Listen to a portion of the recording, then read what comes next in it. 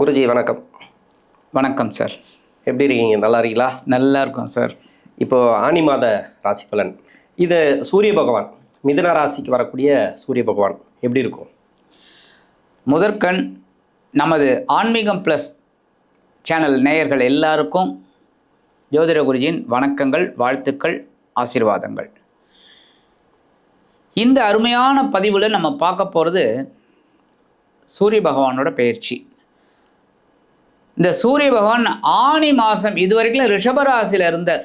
ரிஷபராசியில் இருக்கும்போது ஒன்றும் பெருசாக எதுவும் நடக்கலை யாருக்குமே. ஏன் அப்படின்னா அங்கே சனியோட பார்வை விழுந்துட்டு இருந்தது. இப்போ அவர் மிதுன ராசிக்கு வரப்போகிறார். மிதுன ராசி அப்படிங்கிறது ஒரு புதன் நட்பு தான். சூரியனுக்கு ஒன்றும் அந்த அளவுக்கு பகைன்னு சொல்ல முடியாது. அதேமாதிரி இவரோட நட்சத்திர சஞ்சாரமும் இந்த திருவாதிரையில் வரும்போது தான் கொஞ்சம் பிரச்சனை. மற்றபடி மிருக சிரிஷம் புனர்பூசம் ரெண்டுமே அவருக்கு நட்பு கிரகங்களோட நட்சத்திரம் தான். அந்த வகையில் இந்த மிதுன ராசிக்கு வரக்கூடிய இந்த சூரிய பகவான் ஒரு மாற்றத்தை கொடுப்பார். கண்டிப்பாக எல்லா விஷயத்திலுமே ஒரு மாற்றத்தை கொடுப்பார். ஏன்னா முதல்ல சனி பகவானோட பார்வையிலேருந்து ரிலீஸ் ஆகிட்டார். அதனால் உலக அளவில் இருக்கிற சில பிரச்சனைகள்லாம் கண்டிப்பாக ஓயும்.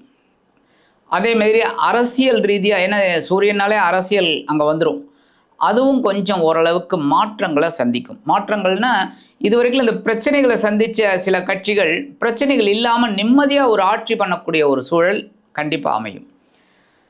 சரி, ஓரளவுக்கு நல்லபடியான ஒரு முன்னேற்றம் கிடைக்கும் அப்படின்னு பார்த்திங்கன்னா, இந்த திருவாதிரை நட்சத்திரத்தில் வரும்போது கொஞ்சம் பிரச்சனைகள் தலை தூக்கலாம் தான் சொல்கிறேன். மற்றபடி கரெக்டாக இருக்கும் அப்படின்னு சொல்ல முடியாது. ஏன்னா மற்ற கிரகங்களோட சஞ்சாரம் வச்சு தான் நம்ம இந்த தமிழ் மாத பலன் சொல்கிறோம். ஸோ ஓரளவுக்கு இந்த சூரிய பகவான் ஆனி மாத ராசி பலன்கிறதுல வரும்போது மிதுன ராசியில் கண்டிப்பாக ஒரு பெரிய மாற்றத்தை கொடுக்க போகிறார்.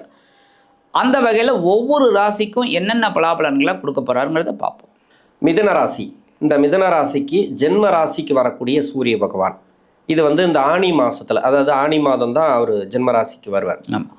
மிதுன ராசிக்கு எப்படி இருக்கும்? மிதுன ராசி நேர்களுக்கு இப்போ கொஞ்சம் கொண்டாட்டம் தான். குரு 2ஆம் இடத்துக்கு வந்ததுலேருந்தே, அதுவும் உச்சம் வேற, தனக்காரகன் 2ஆம் இடத்துல உச்சம் அடைகிறது பெரிய விஷயம். அந்த விஷயத்துல இவங்களுக்கு ஒரு பெரிய முன்னேற்றம். ஆனாலும் நிறைய பேருக்கு கொஞ்சம் டென்ஷன் இருக்குங்க. ஏன் அப்படின்னா 12ஆம் இடத்துல சூரிய பகவான் இருந்தார். 12ங்கிறது விரயம்.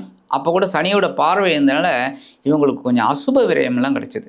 உடல் ஆரோக்கிய பாதிப்பு, அதனால் மருத்துவ செலவுகள், சில விஷயங்களில் அவங்களுக்கு ஒரு பாடங்கள் கிடைச்சிது.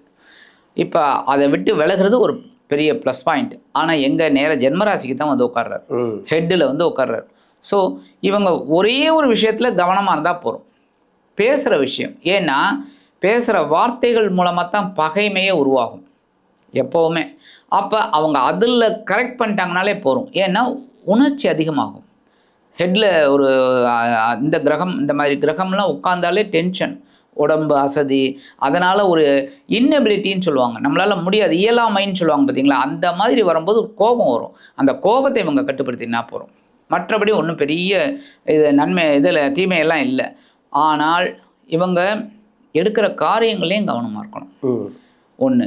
ரெண்டாவது, வாழ்க்கை துணையை கொஞ்சம் கரெக்டாக அவங்களோட உடல் ஆரோக்கியத்தை அனுசரித்து போகிறது ரொம்ப நல்லது. ஏன்னா 7ஆம் பார்வை 7ஆம் இடத்துல விழுது, அதனால் கொஞ்சம் கவனமாக இருக்கணும். ஆனால் இதெல்லாம் மீறி தான் குரு இவங்களுக்கு ரொம்ப ஃபேவரபுளாக இருக்கார், ஒன்றும் இல்லை.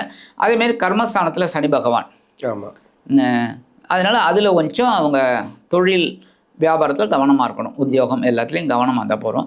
ராகு 9, கேது 3, பரவாயில்ல. 9, 3ங்கிறது ஒன்றும் பெரிய பாதகம் கிடையாது. மற்றபடி உங்களுக்கு கிரக சஞ்சாரங்கள் நல்லா இருக்கு. எல்லாத்த விட குரு நல்லா இருக்கு. குரு சூப்பர் 2ஆம் இடத்துல. ஆமாம், பணம் கொடுத்தா கூட இதுக்கப்புறம் 12 வருஷம் கழிச்சு தான் அங்கே வருவார். கரெக்டு. இது ஒரு கோல்டன் பீரியட்னு சொல்லலாம். தினத்துக்கு 2ஆம் இடத்துக்கு வர்றது இதுக்கப்புறம் 12 வருஷம் ஆகும் அந்த இடத்துக்கு வர்றதுக்கு. தசாபுத்தி நல்லா இருந்தால் சிறப்பு, இல்லைன்னு சொல்ல. கரெக்ட். ஓகே, படிப்பு எப்படி இருக்கு சார் இந்த மிதுன ராசிக்கு? படிக்கிற குழந்தைகளுக்கு இப்போ தடையே இருக்காதுங்க. என்னதான் ஜென்மராசியில் சூரியன் வந்தால் கூட இவங்க வேகமாக படிப்பாங்க. ஏன்னா மிதுன ராசிங்கும்போதே புதன். ஆமாம். அதே சமயம் சுகாதிபதி அவர் தான். ஸோ சுகங்களை கொடுக்கறதுக்காக தான் அந்த புதன் அவங்களுக்கு அறிவை நிறையா கொடுப்பாங்க. யாரும் மிதுன ராசி நேயர்களுக்கு குழந்தைகளுக்கு. அப்போ படிப்பு ஆட்டோமேட்டிக்காக ரொம்ப லோவாக இருந்தவங்க கூட இப்போ கொஞ்சம் அப்படியே பிரைட்டாக வந்துடுவாங்க. நல்ல படிப்பு முன்னேற்றம் கண்டிப்பாக இந்த குழந்தைகளுக்கு கிடைக்கும். அதேமாரி உயர்கல்வி அப்படின்லாம் கேட்கவே வேண்டாம். இந்த சக்கப்போடு போடு ராஜா தான், உன் காட்டில் மழை பெய்யுது, நல்லா படிப்பாங்க. படிக்கிற குழந்தைகளுக்கு ரொம்ப அற்புதமான ஒரு படிப்பு, சந்தோஷமாக படிப்பாங்க. ஓகே, திருமணத்துக்காக முயற்சி எடுக்கலாமா? ஏன்னா ஜென்மராசிக்கு வந்து சூரிய பகவான் இருக்கிறது, ஏன்னா 2ஆம் இடத்துக்கு குரு சப்போர்ட் பண்றாரு இல்லைன்னு சொல்ல, அங்கே சுக்கிரனும் இருக்காரு, அதெல்லாம் சிறப்பு தான்.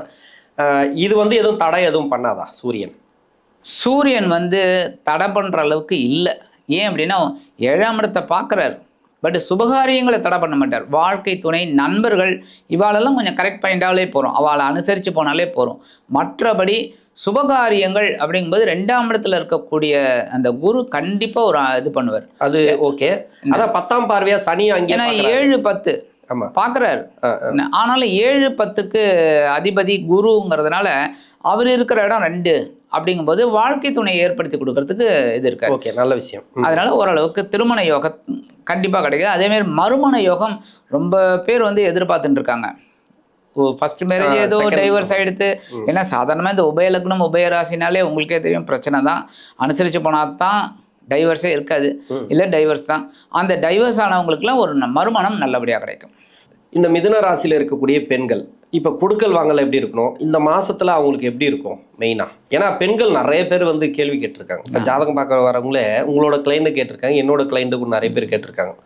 இது எப்படி இருக்கு சார்? ஒரு மாசத்துக்கு வந்து நம்ம கேட்போம், இந்த மாசத்துக்கு என்ன வேணும் உங்களுக்கு, நீங்க கேள்வி கேளுங்க, நம்ம வந்து குருஜி கிட்ட கூட நான் கேள்வி கேட்டு சொல்லலாம். ஏன்னா என்னோட இதுல வந்து நான் கேள்வி கேட்டு பதில் சொல்ல, நான் பொதுவாக ஒரு வீடியோ போடுறேன்.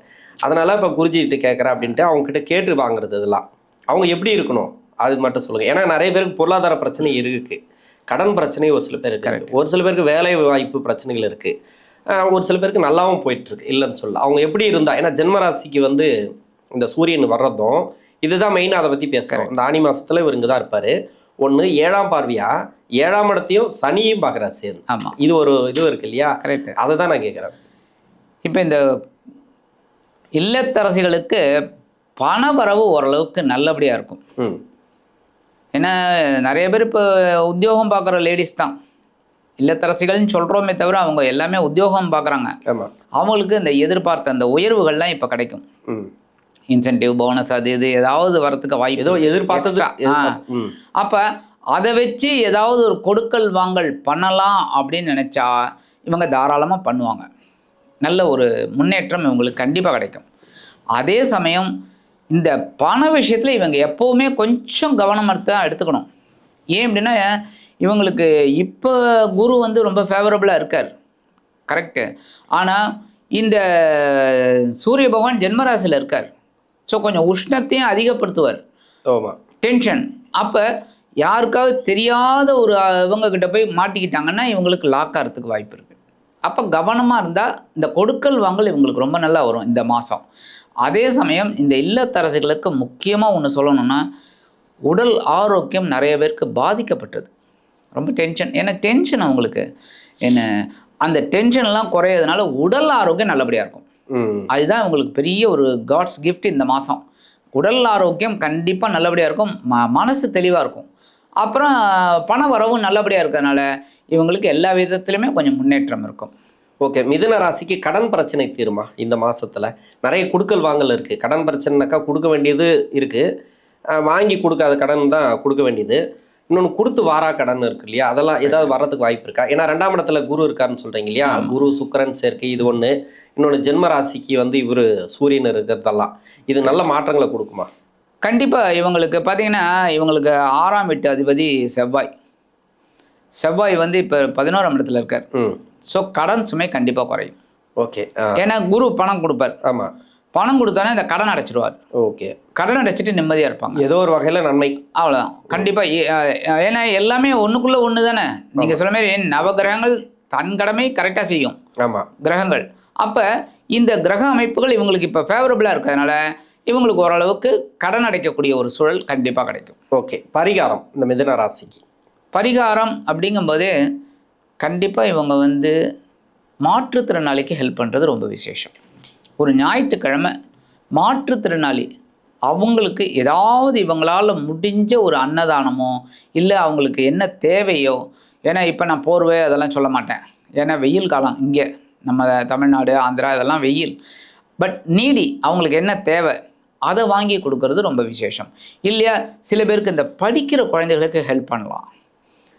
இந்த கொஞ்சம் புவர் இதை இருக்காங்க பார்த்தீங்களா, அவங்க தேவையாக இருக்கும், அவங்களுக்கு இந்த நோட் புக்ஸு, பேனா, பென்சில் இந்த மாதிரி அது தேவைகளை அறிந்து அதுக்கேற்ற மாதிரி அந்த குழந்தைகளுக்கு உதவி பண்ணுறது ரொம்ப விசேஷம். இது பண்ணினாலே இந்த சகாயாதிபதி 3ஆம் வீட்டு அதிபதி அவர் ஜென்மராசியில் இருந்தால் கூட குரு பகவான் 2ஆம் இடத்துல இருந்துக்கிட்டு இவங்களுக்கு ஒரு நல்ல முன்னேற்றத்தை கண்டிப்பாக கொடுப்பார் என்று கூறி விடைபெறுகிறேன். நன்றி. நன்றி.